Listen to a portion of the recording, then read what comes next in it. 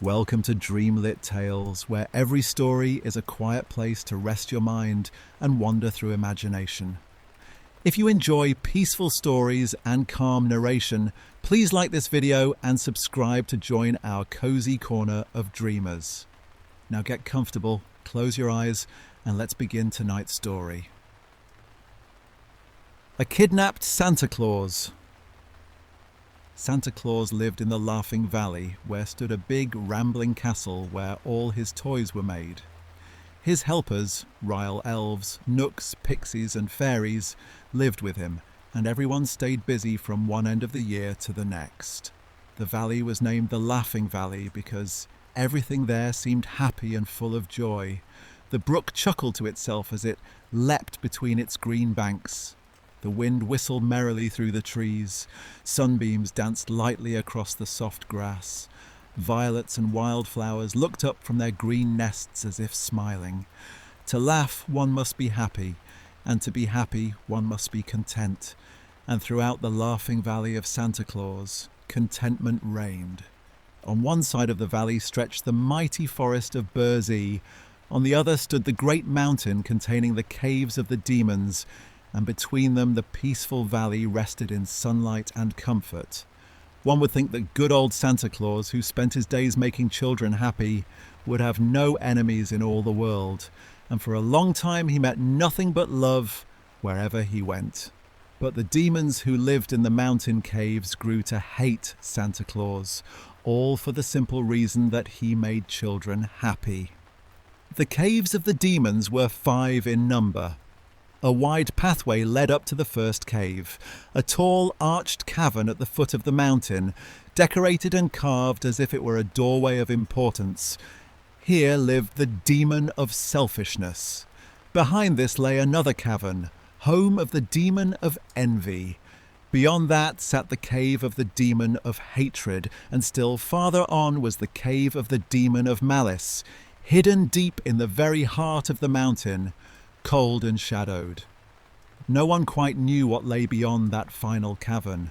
Some claimed there were terrible pitfalls leading to destruction.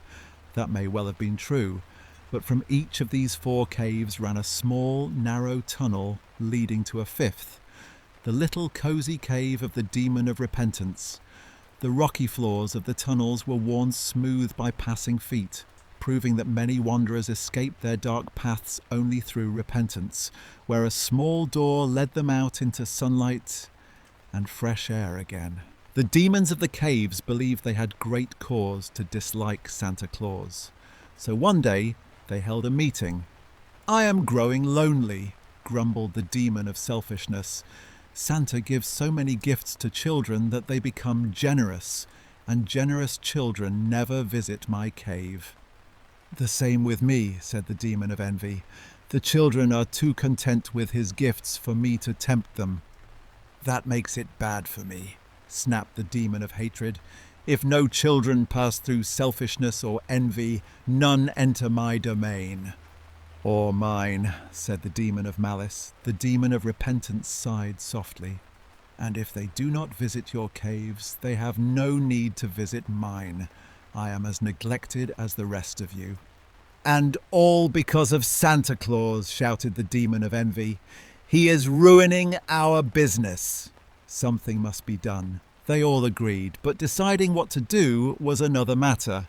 They knew Santa Claus spent his year in the Laughing Valley, safe under the protection of the fairies, Ryles, Nooks, and Pixies.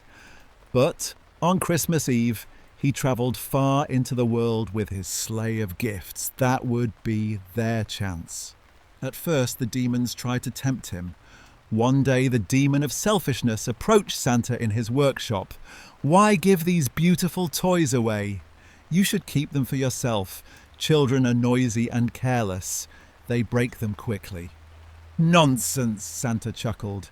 "If I can make them happy for even one day, I am content." Failing, selfishness returned to the caves. The next day, the demon of envy tried. "Toy shops make gifts just as fine as yours, and they profit greatly, while you earn nothing." But Santa smiled. "I work from love, not for money."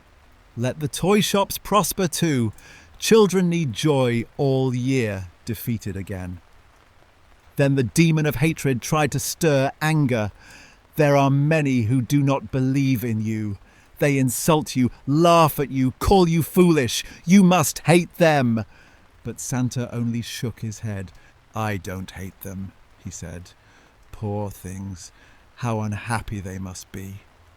I would rather help them. The demons had failed. Honeyed words would not sway Santa Claus. So they decided to use force. On Christmas Eve, Santa loaded his sleigh. His reindeer tossed their heads, eager to run. The moon shone bright, the snow glittered, and the old man laughed and whistled with joy as he rode into the world. It was his happiest night of the year. But suddenly, through the moonlight, a rope whipped through the air. A noose dropped over Santa's shoulders, pulling him from the sleigh. He tumbled into a snowbank as the startled reindeer raced away with the toys. Before Santa could rise, the demons leapt upon him, wrapped him in ropes, and carried him into their mountain. Deep underground, they chained him to a wall inside a secret cave. What will the children do now? They jeered. No presents. They will cry and storm and quarrel. Their anger will drive them straight to our caves. We have done a clever thing. But Santa was not alone that night. Hidden beneath the sleigh seat were 4 of his little helpers. Nooter the Ryle, Peter the Nook, Kilter the Pixie, and a small fairy named Whisk. They realized something was wrong when Santa's cheerful singing fell silent. Whisk peeked out and saw the sleigh unguided, Santa gone. "Whoa!" he cried. The reindeer stopped. "What shall we do?" Whisk whispered. "We must finish his work," said Kilter. "The children must not be disappointed." So they continued the journey, delivering gifts as best they could. They made some funny mistakes. Mamie Brown, who wanted a doll, received a drum. Charlie Smith, who wished for new boots, got a sewing kit. But most of the gifts were delivered, and by sunrise nearly every child was happy. Meanwhile, Santa remained chained in the dark. The demons took turns taunting him, but Santa did not reply. His courage remained steady. On Christmas morning, the demon of malice gloated loudly. "The children are waking," he cried. "They will find empty stockings. They will run to our caves in fury." Still, Santa said nothing. Tiring of the silence, Malice left and sent the demon of repentance to take his place. This demon was softer and kinder. "My brothers do not trust me," he said quietly, "but I am already sorry I helped capture you. The damage is done. You cannot visit the children now. Yet I can prove my repentance. I will set you free." He loosened the knots and unlocked the chains. Then he led Santa through a small passage into his own cozy cave, opened a little back door, and let in the morning sunshine. "I hope you forgive me," he said gently. "I bear no malice," Santa replied, "and the world would be dreary without repentance. Merry Christmas to you." Santa stepped into the fresh air and began walking home. Across the snow came a vast and wondrous army. Nooks, Ryles, Pixies, Gnomes, Nymphs, Fairies, all gathering to rescue him. Led by Whisk, Peter, Neuter, and Kilter, they marched with powerful magic, prepared to punish the demons. But then they saw Santa Claus approaching, his beard blowing in the snowy wind, his eyes bright with gratitude. Cheers and laughter filled the air as they surrounded him in joy. "It is useless to pursue the demons," Santa told the army kindly. "They have their place in the world and cannot be destroyed." But it is a pity nevertheless, and so the fairies and forest folk escorted Santa back to his castle to rest and talk over the night's adventure. Whisk flew across the world to see if the children were unhappy. When he returned smiling, he told Santa that most children were delighted with their gifts. Only a few mistakes had been made. Santa immediately sent a doll to Mamie Brown and rubber boots to Charlie Smith, and everyone was happy once more. As for the demons, when they learned Santa had escaped and that the children were joyful after all, they realized it was useless to interfere with him ever again. And never since have they dared attempt to spoil Christmas Eve.